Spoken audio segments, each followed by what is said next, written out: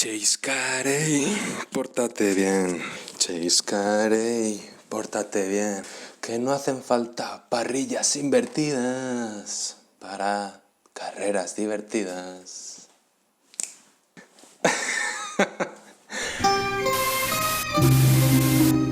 Bienvenido Formuloni, yo soy Tony y hoy vamos a hablar de la FIA, de la mafia. Vamos a ver quiénes son, qué traman y ese golpe de estado que han dado contra las escuderías. Vamos a ello.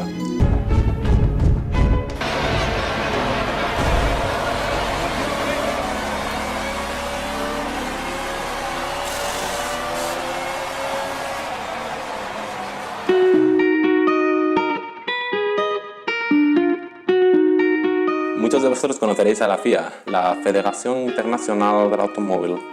Ha gobernado las competiciones de automoción casi desde el principio, fundada en 1904. Casi nada formulonis. Una asociación para regular las competiciones y que las carreras, equipos, pilotos corran o se desarrollen de una forma ordenada. Claro, y aquí ahora surge una duda, porque realmente, si quien decide las reglas es Liberty Media, ¿qué pinta la FIA, no? Pues bien, podríamos decir como si Liberty Media fuera el accionista de una empresa y la FIA el jefe, salvando las diferencias. Esto significa que la FIA ejecuta, pero Liberty Media es quien dice qué reglas van a ser, cómo se van a implementar, etc. Podríamos decir que la FIA es la que respalda a los pilotos y escuderías y Liberty Media es la que mira por el futuro de la competición en sí. Y no olvidemos que la FIA ejerce también como de árbitro o regula otras competiciones en las cuales Liberty Media no es la dueña. Pero sí, no nos engañemos, Liberty Media maneja y controla mucho más de lo que parece.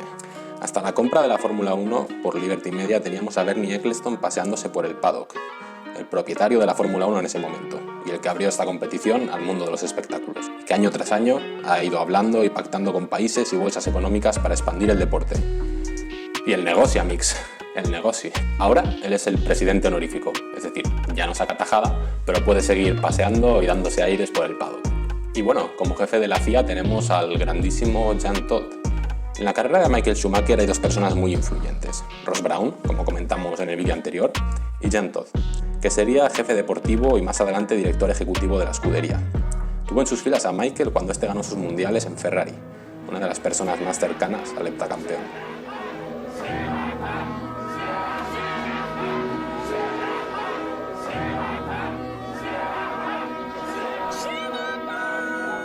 Está claro, ¿quién mejor que Jean Todt para dirigir la FIA? Me atrevería a decir que no hay mucha gente que lo vaya a hacer tan bien como él.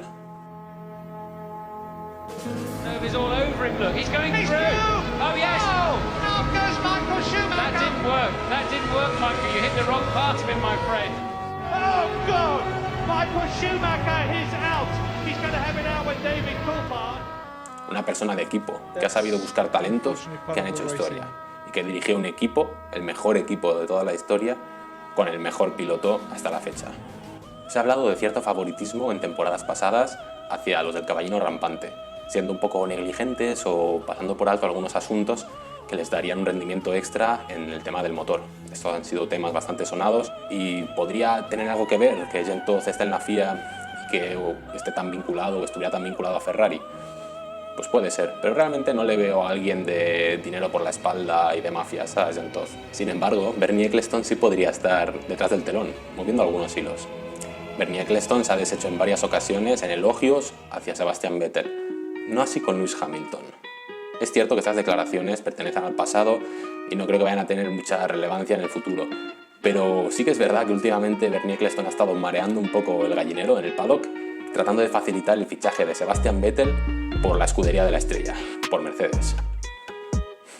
Poderoso caballero es don dinero. Fuera Bernie Ecclestone y Vettel, qué manía tienen, parece que se quieren colar en todos los vídeos. Pero bueno, vamos a seguir con Jean Todt, que propuso un New Deal para asegurar la permanencia, para asegurar el futuro y la supervivencia del gran circo, de la Fórmula 1. Un New Deal que necesita la Fórmula 1 para sobrevivir a la crisis que se está viniendo y que se está padeciendo ahora, así como Estados Unidos necesitó ese New Deal también para sobrevenir, para conseguir superar las grandes consecuencias de la depresión más allá del 30.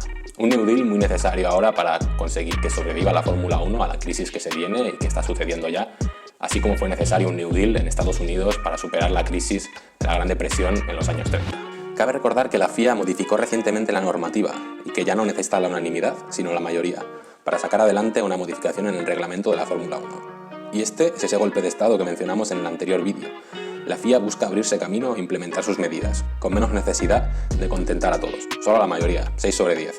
Es decir, si los motorizados por Ferrari y Mercedes están de acuerdo, 3 y 3, y los de Honda y Renault no, 2 y 2, pues se aprueba. La introducción de esta cláusula, de hecho, ya ha tenido su efecto, y es que Ferrari y Red Bull se oponían a esta reducción drástica que se ha hecho del primer techo presupuestario al que se ha aprobado finalmente, y aún así pues, se ha conseguido sacar adelante precisamente por esto, porque se oponían 2, 8 estaban a favor, y adelante con la propuesta. Pero bueno, cabe recordar que la escudería sigue teniendo ese derecho a voto. ¿Crees que le durará mucho?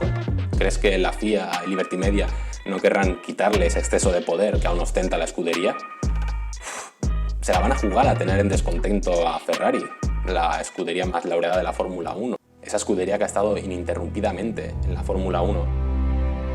Von Karajan un giorno mi disse che mi scrisse: ascoltando il vostro 12 cilindri scaturisce un'armonia che nessun maestro saprà mai interpretar. Y que es la que más éxitos ha cosechado a lo largo de todo ese tiempo. Está muy caliente el asunto. Así que bueno, ya lo veremos. Tú déjame tu opinión en los comentarios.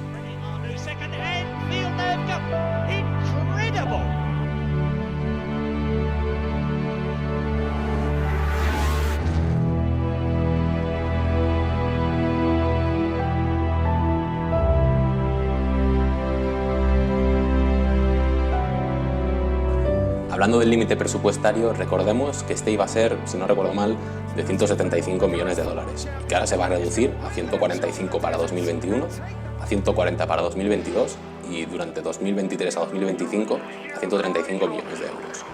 Todo esto según una temporada de 21 carreras. Si hubiera 22, pues tendrían 1 millón más para gastar. Si hubiera 20, pues tendrían 1 millón menos para gastar. Se regularía de esa manera.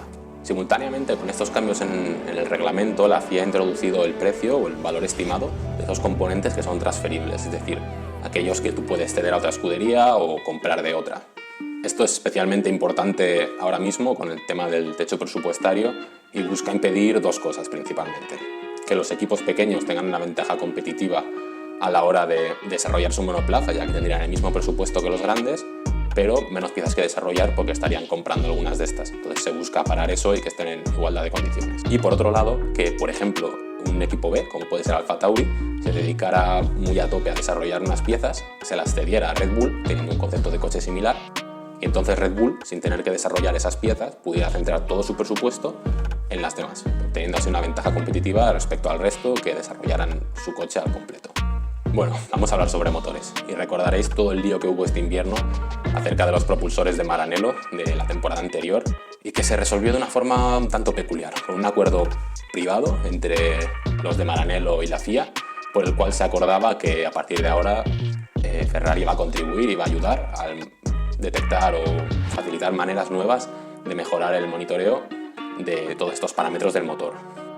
Y bueno, ya sabéis cómo se tomaron esto el resto de equipos, principalmente Mercedes y Red Bull, los principales rivales de Ferrari, que realmente parece que salieron a la plaza del pueblo con las antorchas a pedir la horca para la FIA y la cabeza de Mattia Binotto. Más tarde, la Federación anunció la introducción de un nuevo sensor, con la intención de evitar este tipo de zonas grises del reglamento al que tanto jugo sacaron en Ferrari. Y dicen que utilizarán más sensores si fuera necesario. Qué difícil se lo ponen a los equipos, que tienen que ir siempre buscando el hueco, aprovechando el bug, yendo al límite. Esto sí es Fórmula 1. Igualmente anunciaron una actualización del sensor relacionado con el RS y también una aclaración sobre el límite de consumo de aceite, que se queda en 0,3 litros por cada 100 kilómetros. Dos temas han sido bastante discutidos en el pasado y quedan, se supone que, cerrados o controlados. ¿Os lo creéis, formulonis? Yo no, seguro que alguna triquiñuela acaban encontrando los equipos. De momento, estos sensores actualizados de los que hablábamos se introducirán en los tres principales coches de la escudería, los Mercedes, los Ferrari y los Red Bull, para después ya implementarlo a los demás coches de la parrilla. Eso sí, yo creo que si viéramos un Haas, un Alfa Romeo, un Racing Point demasiado y anormalmente rápido en las rectas, se darían un poco más de prisa. Así que bueno, para 2020 se esperan algunas limitaciones en el tema del desarrollo de los motores, y aunque no hay ninguna declaración expresa acerca de esto, sí que se rumorea o se empieza a conocer que la intención sería congelar los motores definitivamente a partir de 2023, para así reducir el gasto en ese aspecto, realmente quitar todo el gasto de desarrollo de motores y permitir una Fórmula 1 más sostenible económicamente en ese aspecto. Se espera que para ese momento el rendimiento de los motores esté ya igualado y se tenga un rendimiento pues parejo, como el que se tenía antes de la era híbrida, donde había diferencias entre motores, pero que no era muy grande. ¿Se dará esto? Pues yo creo que sí. La verdad es que Renault y Honda han cerrado esa enorme brecha que tenían, siguen por detrás, pero este año han dado un paso enorme, un paso de gigante en temas de fiabilidad y potencia. Y realmente, si antes estaban a distancias de 90 caballos, 80 caballos, ahora están alrededor de los 20 de los motores punteros, lo cual sí, siguen estando por detrás, pero ya no es un factor tan decisivo, ya no es algo humillante o que sencillamente no ponga en valor el resto del coche de ninguna manera. Y bueno, en temas de fiabilidad sí que es verdad que han tenido algunos problemillas, algunos Renault esta temporada, pero han sido bastante más sólidos que en las anteriores. Y me diréis, bueno, pero Honda no ha roto nada o casi nada. Sí, pero también es verdad que Honda, en vez de usar 3 propulsores, 3 unidades de potencia para toda la temporada, usaron 4, 5, en alguna ocasión 6, que sí, que eran para introducir mejoras de rendimiento y demás, pero aún así, hasta que no les veamos hacer una temporada al completo con 3 motores, no podremos asegurar que esa fiabilidad en cuanto a fatiga, más que nada del motor, esté a prueba de bombas. Sí que es verdad que no tienen errores grandes de concepto, porque entonces se te rompería en la primera carrera, en las primeras vueltas, como les pasó y con la primera época con McLaren, con todo el tema del MGUH, que sufrieron ahí muchísimo, y ahí no había fatiga ni nada, era simplemente que el concepto estaba mal y se rompía. Pero bueno, la Fórmula 1 no es solo un motor, así que han metido mano a otros componentes, congelando bastantes entre 2020 y 2021. La lista incluye el chasis, la caja de cambios, una serie de componentes mecánicos y estructuras de impacto. Todo esto supone mucho ahorro de dinero, ya que no gastas en desarrollo porque no te dejan, básicamente. No obstante, se está estudiando un sistema de tokens que ya se emplearon para limitar el desarrollo de los motores y que de hecho hicieron la vida imposible a Honda cuando volvieron a la Fórmula 1, ya que empezaron de nuevo con un motor en el que los demás ya tenían algo de experiencia y además tenían una limitación de desarrollo, lo cual les lastró muchísimo.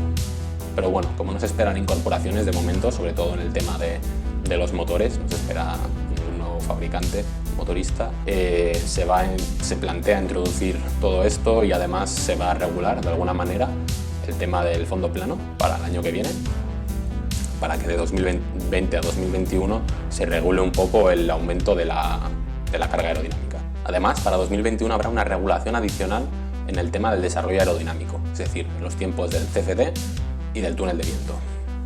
Esto se hará mediante la introducción del hándicap de éxito, mediante el cual el campeón de la temporada pasada tan solo podrá desarrollar o tendrá el tiempo de desarrollo del 90% respecto a lo que se fije como 100%, mientras que el último clasificado tendrá un 112,5%, es decir, del primero al último irán incrementando en escaloncitos de 2,5%. Y a partir de 2022 esto será todavía más evidente o tendrá mayor impacto, ya que los escalones serán de 5 en 5, el primer clasificado tendría un desarrollo permitido solo del 70% en temas de tiempos de CFD y de túnel de viento, mientras que el último lo tendría del 115, es decir, los escalones serían eso del 5% y la diferencia sería muy grande, o sea, de un 70 a un 115, un 45% extra es una diferencia demasiado significativa. Y esta medida, como sospecharás, Formuloni, no me ha hecho ninguna gracia. Y es que volvemos a ver algo parecido como lo de intentar meter las parrillas invertidas. Es una forma de adulterar los resultados de la competición totalmente artificial e injusta. Que quieres tratar de igualarlo y digamos que igualar la parrilla y permitir que todas las escuderías pues les sea rentable continuar en el gran circo y así sobreviva el deporte. Estupendo. No es la medida que más me gusta, pero considero que es necesaria y es una buena medida. 10 sobre 10. Pero esto, ya tienes el mismo presupuesto para gastar. Realmente las 3 escuderías grandes van a tener que estar gastando un tercio de lo que gastan en la actualidad y las escuderías más pequeñas van a estar cerquita del límite presupuestario. Entonces las diferencias van a ser muy pequeñas a nivel de gasto en ese sentido.